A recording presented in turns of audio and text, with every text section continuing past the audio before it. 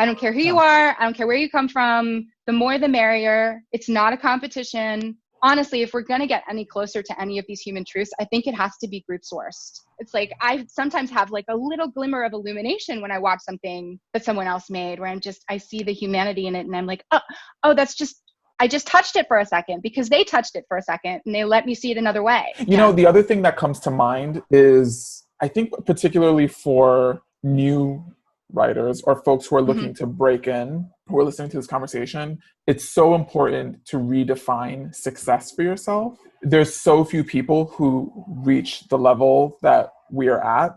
And like, we are privileged to be in a place where we can say, you know, I've created a show. Or in your case, shows plural, right? And like, how incredible that is. Like, that is a feat, you know, and that's something that we talked a lot about when I was at UCLA, right? Is like, if we're looking at Hollywood as being like a bullseye, then, you know, very few people ever actually hit right in the middle. And so a lot of folks wind up sort of spending time working their way in. And the reality is, like, not everybody wants to be in the middle. And I think it's just important for everyone to just consider, like, what does success look like for you?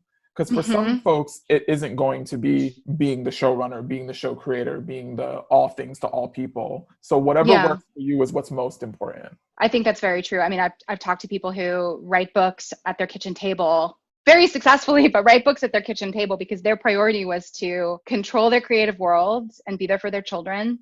And, you know, the job we do is really fun and it's also really stressful, you know, but people who were watching this who want to dip a toe in, it's like the conversation you and I are having about the conversation with a capital C that you can be a part of if you're an artist. The only cost of admission is a willingness to ask questions you don't have the answers to. That shit, it doesn't matter what your job is.